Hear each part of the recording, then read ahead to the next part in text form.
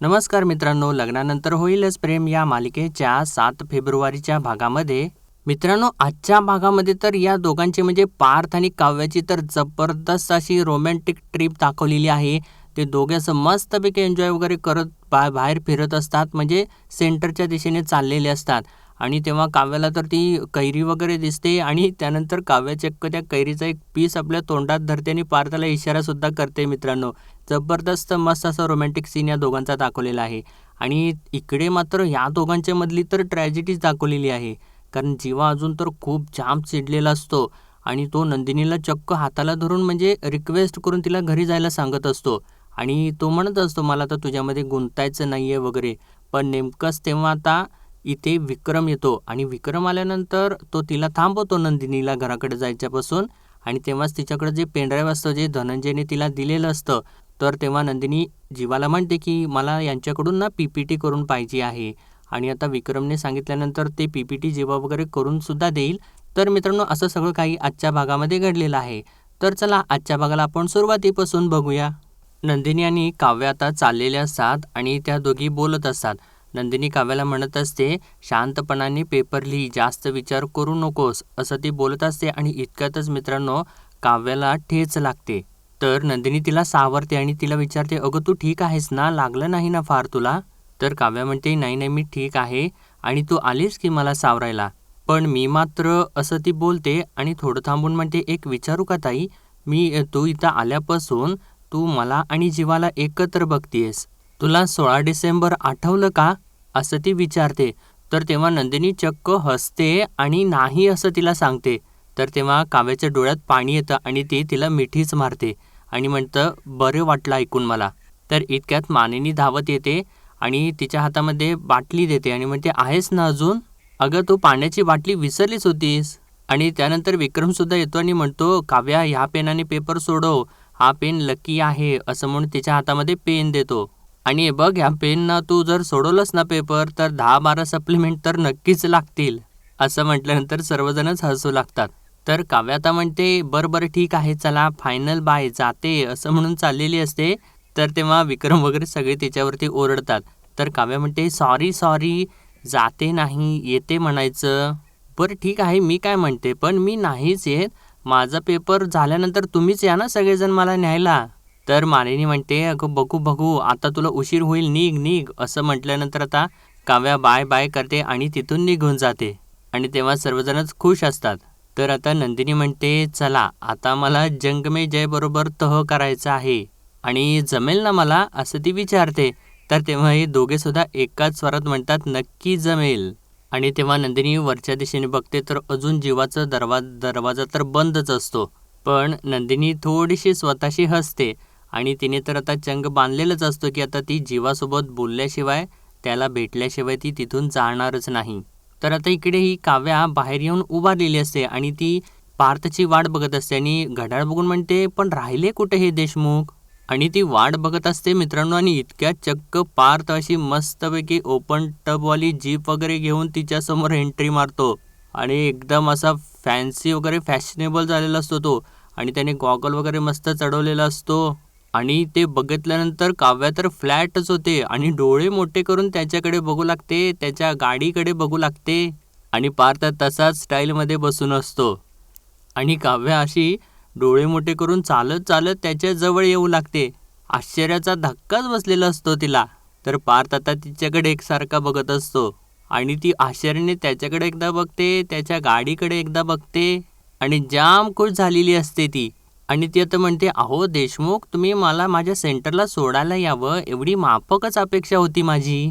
आणि तुम्ही तर फारच मनावरती घेतलेलं आहे.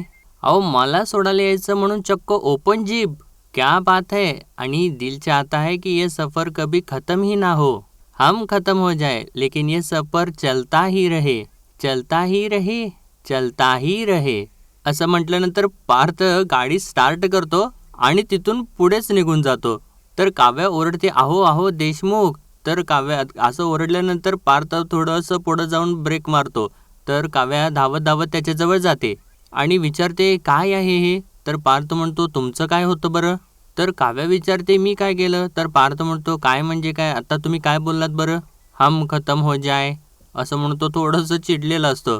तर काव्या विचारते, काय झालं, रागावलात? तर पार्थ आता थोडं अजून चिडलेलाच असतो. म्हणतो, सेंटरला सोडायचा विचार मागे घेऊ का? तर काव्या सॉरी म्हणते. तर पार्थ म्हणतो, बरं बरं ठीक आहे, बसा बसा. तर काव्या लगेचच आता त्याच्या शेजारी येऊन बसते आणि काव्या बसल्यानंतर म्हणते, हॉट दिसतंय म्हणून एवढं भाव खायची काही गरज नाही आहे. तर काव्यात असं म्हटल्यानंतर पार्थ थोडंसं बाजूला बघून हसू लागतो गालातल्या गालात. आणि त्यानंतर काव्यासुद्धा लगेच आपल्या डोळ्यावरती गॉगल चढवते आणि तिने गॉगल चढवल्यानंतर पार्थ तिच्याकडे बघतच राहतो. आणि आता हा फ्लॅट होतो आणि तिला आता विचारतो, बरं ठीक आहे, सगळं घेतलंय ना बरोबर? तर काव्या म्हणते, कसं आहे ना देशमुख, आजपर्यंत मी माझ्यासोबत रुसवे फुगवे घेऊन फिरायचे. हळूहळू तुमचं प्रेम असतं आता माझ्यासोबत. आणि म्हणते, बघता बघता आपल्या संसाराची गाडी बरीच पुढे आली ना देशमुख. मागच्या सीटपासून तुमच्या शेजारच्या सीटपर्यंतचा प्रवास केला की तुमच्या मांजरीने. तर तेव्हा पार्थ काही बोलत नसतो आणि मधून मधून दुसऱ्या साईडला बघून हसत असतो. तर काव्या पुढं म्हणते, आता इथून पुढच्या प्रवासात फक्त मला तुमची साथ हवी आहे देशमुख. आणि हो, तुम्ही मला ॲक्सेप्ट केलंय त्यामुळे हा प्रवास माझ्या चांगल्याच लक्षात राहील. तर पार्थ म्हणतो, ॲक्सेप्ट, आणि दुसरीकडे बघून परत म्हणतो, नाही केलंय अजून. तर काव्या विचारते, काय म्हणालात तुम्ही, नाही केलं ॲक्सेप्ट अजून? ठीक आहे हो, हरकत नाही हरकत नाही. थोडक्यात काय, एक्झाम हॉलपर्यंत पोचायच्या अगोदर मला हा गोलसुद्धा अचीव करायचा आहे, बाकी काहीसुद्धा नाही. ठीक आहे हो, आता ना जीव प्राण एकत्र करून मी तुम्हाला मिळवेन देशमुख. रादर तुम्ही मला स्वीकाराल. आणि मला काय वाटतं, कदाचित हेच ध्येय असेल आपल्या एकत्र प्रवासाचं. तर तेव्हा काव्याचं बोलत असताना पार्थ आता थोडंसं सारखं सारखं इकडे तिकडे बघून हसत असतो आणि निघूयात का असं विचारतो. तर काव्या म्हणते, चला राजे चला, तुमची ही पट्टराणी तयार आहे, विलंब नको, तुमचा हा रथ पुढे घ्या. असं ती बोलत असताना पार्थ तर सारखं गालातल्या गालात हसत असतो. आणि त्यानंतर गाडी चालू करायचा प्रयत्न करतो तर गाडी काही चालूच होत नाही. एक वेळा स्टार्टर मारतो, गाडी चालू होत नाही, परत मारतो तरीसुद्धा होत नाही. तर काव्या म्हणते, थांबा देशमुख, माझी आई म्हणते चांगल्या कामाला जायच्या आधी ना देवाचं नाव घ्यावं. आणि म्हणते, गणपती बाप्पा. तर पार्थ म्हणतो, मोरया.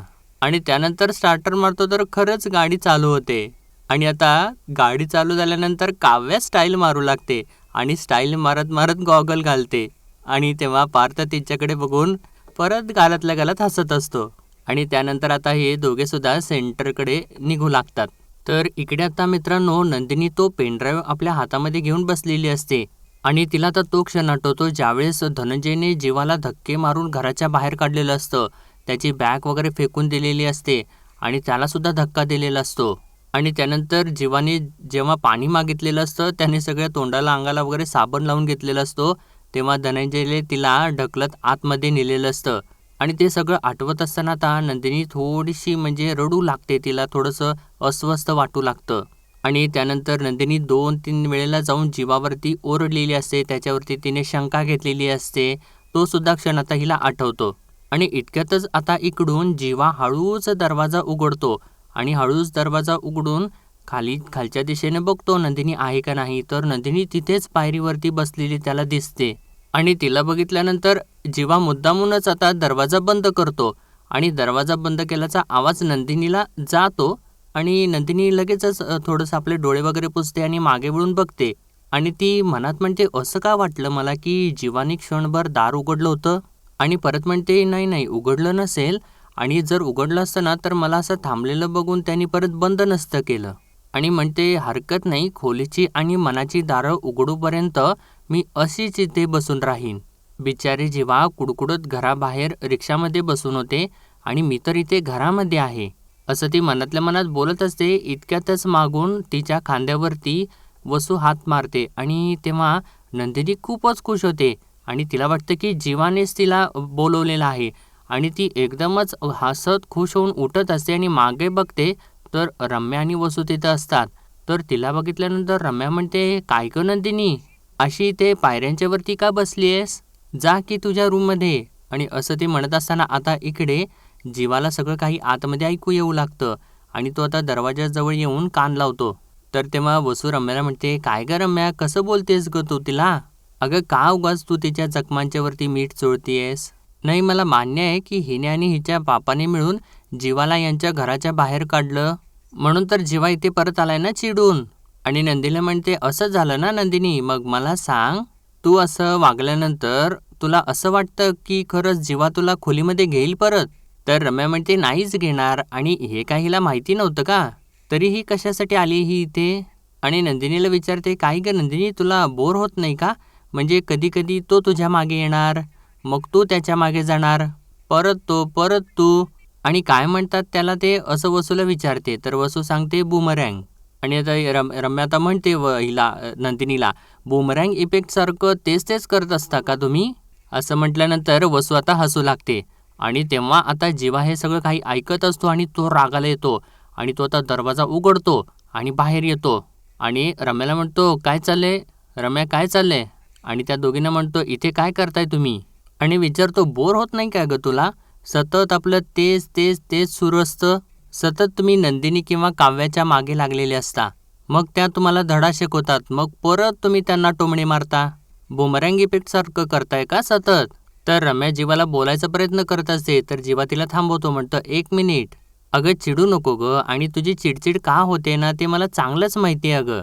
दादा काव्याला सोडायला गेलाय ना एक्झाम सेंटरला, म्हणून तुझी ही सारखी चिडचिड होतीये. असं म्हटल्यानंतर आता रम्याच्या चेहऱ्यावरचा रंगच उडतो आणि ती खरंच जास्त चिडू लागते आणि जीवा बरोबर बाहेर येऊन तिचेच दात तिच्याच घशात घातलेले असतात मित्रांनो. तर रम्या म्हणते अरे तू का मध्ये बोलतोयस? मी काय तुला बोलली आहे का? तर जीवा ओरडतो, म्हणतो पण नंदिनीला बोलली आहेस ना? मग आणि तुझं झालं असेल तर ये आता तू. आणि असं त्यानं म्हटल्यानंतर रम्या तर थोडीशी रागाने त्याच्याकडे बघत असते. तर जीवा परत तिला म्हणतो जा. तर रम्या आता रागारागात तिथून निघून जाते. तर वसू तिला थांबवत असे, अगं थांब ना रम्या, थांब जरा. आणि ती सुद्धा तिच्या मागे निघून जाते. आणि आता या दोघी निघून गेल्यानंतर जीवा लगेचच आतमध्ये चाललेला असतो. तर नंदिनी त्याला थांबवते, म्हणते जीवा थांबा ना. आणि म्हणते जीवा तुम्ही खूप छान उत्तर दिलंत. पार्थ आणि काव्यामधले गैरसमज संपलेत, आपल्या दोघांच्या मधले. असं ती म्हणत असताना जीवा तिच्या तोंडासमोर हातच धरतो आणि तिला गप्प करतो आणि म्हणतो चल खाली चल. तर नंदिनी त्याच्याकडे धक्क्यानेच बघते. तर जीवा परत म्हणतो अगं खाली चल. म्हणजे तो तिला आपल्या खोलीमध्ये घेतच नाही मित्रांनो आणि तिला खालच्या दिशेनेच चालायला सांगतो.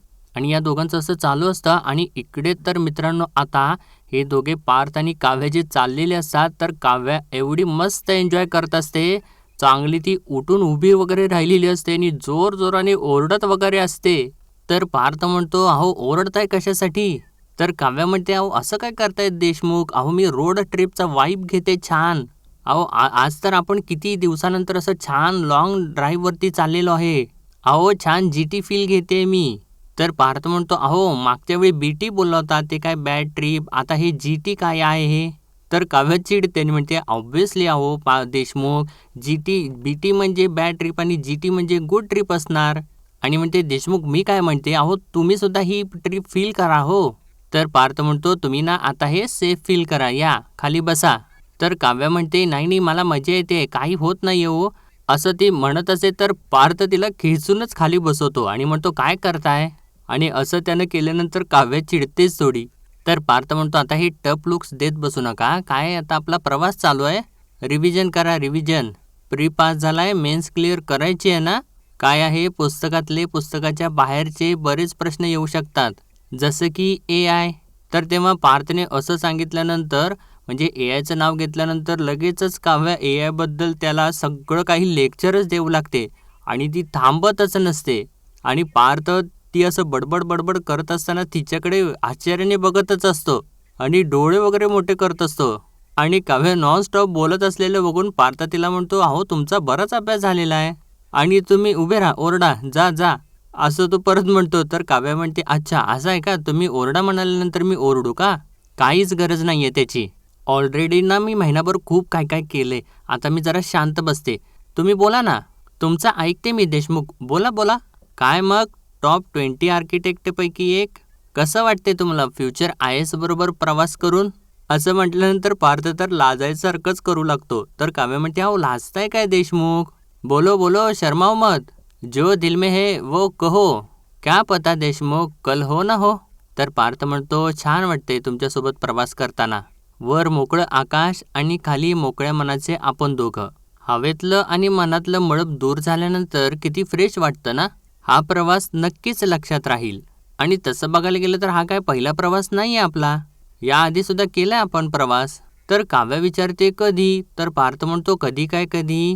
सत्यनारायणांची पूजा झाल्यानंतर डिवोर्स फाईल करायला गेलो होतो आपण. तर ते आठवल्यानंतर काव्या जराशी हसते आणि म्हणते हो की. आणि म्हणते जगातले आपण हे असे एकमेव कपल असू पार्थ, की आपण ना सत्यनारायणाची पूजा झाल्यानंतर असं डिवोर्स फाईल करायला गेलो असणार आहे. तर पार्थ सुद्धा हसतो आणि म्हणतो हो हो खरंच.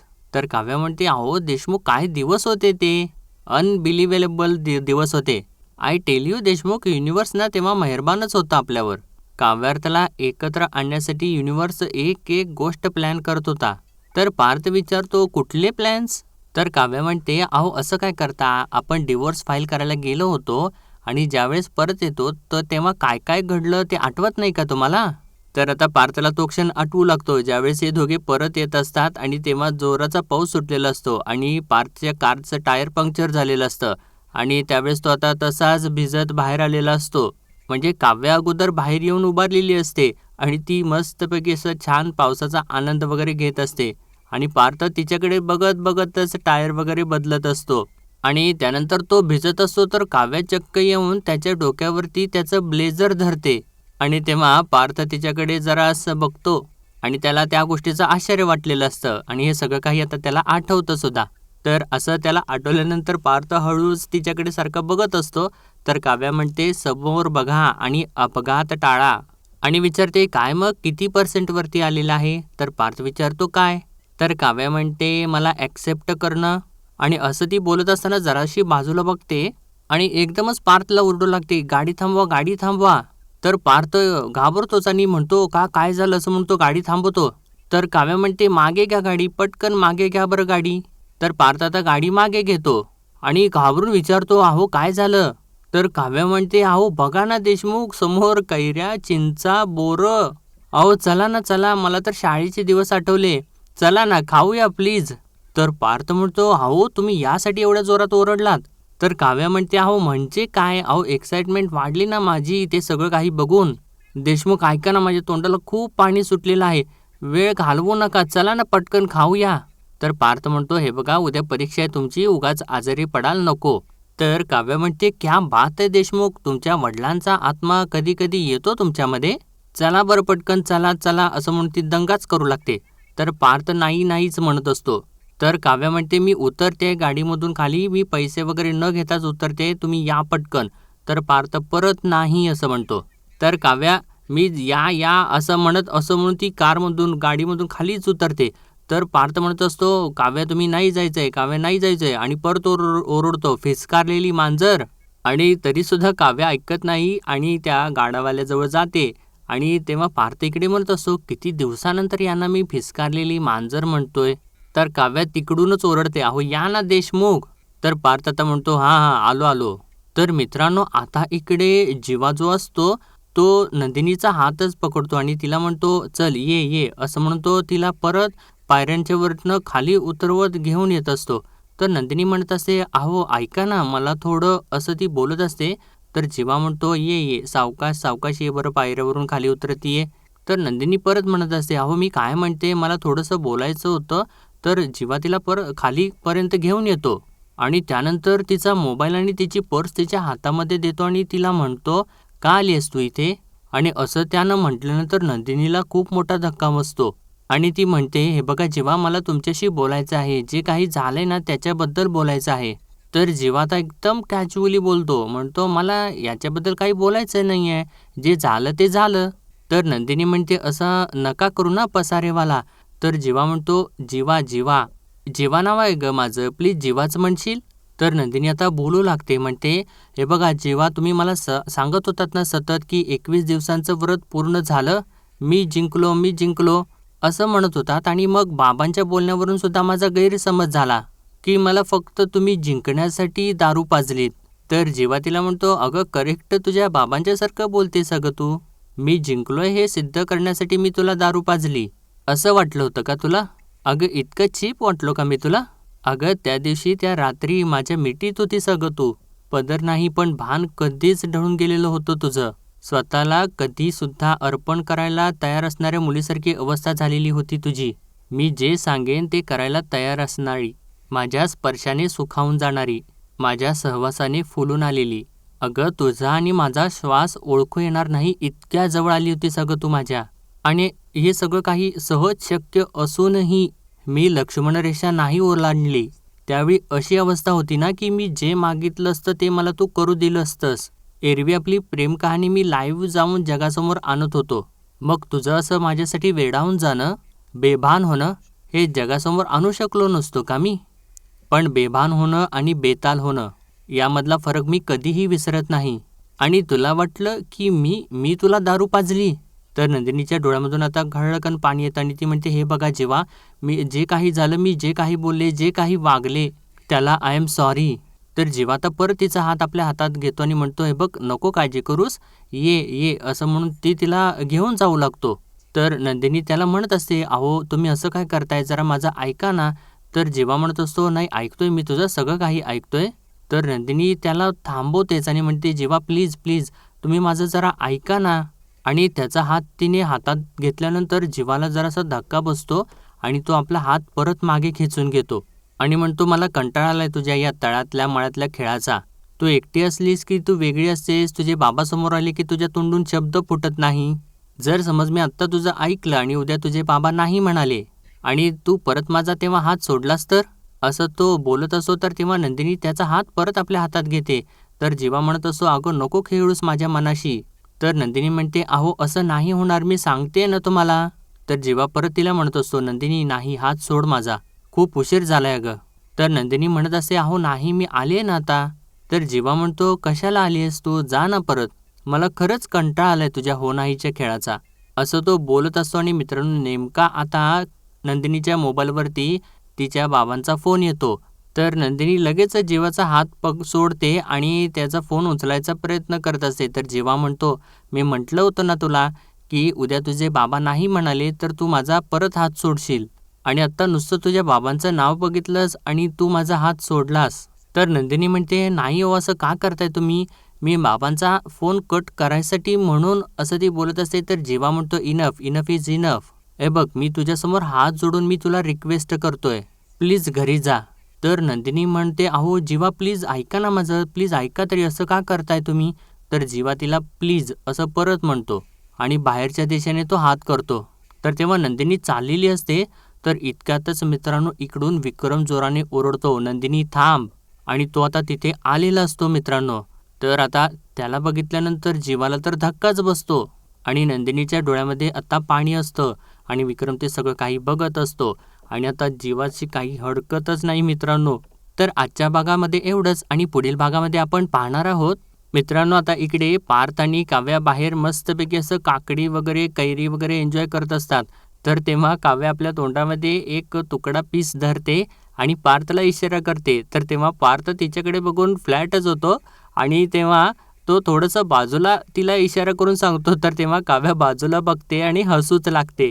आणि इकडे आता विक्रमने सगळं काही सावरून घ्यायचा प्रयत्न केलेला असतो आणि तो नंदिनीला म्हणतो, अगं आता या वयामध्ये मला भजनचं गाणं वगैरे गायला बसवायला लावू नको, चल चल जा वगैरे आत वगैरे जा पटकन, असं म्हणून तिला आतमध्ये जायला सांगत असतो.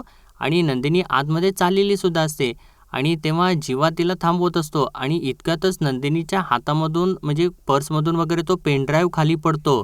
आणि तो मित्रांनो तो पेनड्राईव्ह हा असतो म्हणजे जो धनंजयला पेनड्राईव्ह पाहिजे म्हणजे ते PPT वगैरे करून पाहिजे असतो त्याचं काहीतरी हा पेनड्राईव्ह असतो. तर विक्रम विचारतो, अगं नंदिनी हे काय आहे, कसला पेनड्राईव्ह आहे. तर तेव्हा नंदिनी सांगते, ॲक्च्युली ना मी बाबा जीवांना रिक्वेस्ट करणार होते, बाबांसाठी PPT करून हवी आहे ना. जीवा एकदम छान आणि पटापट PPT करतात आणि असं ती सगळी काही सांगत असते. तर जीवा धक्क्यानेच तिच्याकडे बघत असतो आणि मित्रांनो आता हा सगळं काही PPT वगैरे करून देईल नंदिनीला बहुतेक, कारण त्याच्याकडे बघून असं वाटत राहील, कारण आता विक्रम सांगणार त्याला की बाबा तिला PPT करून दे, मग त्याचा तर नाईलाजच होणार आणि या कारणाने का होईना आता हे परत एकत्र येतील. म्हणजे नंदिनी आता सध्या तरी बाहेर जायची थांबलेली आहे मित्रांनो. आणि आपल्याला आता उद्याच्या भागामध्ये ते कळेलच. तोपर्यंत मित्रांनो आपल्या व्हिडिओला लाईक शेअर आणि सबस्क्राईब नक्कीच करा.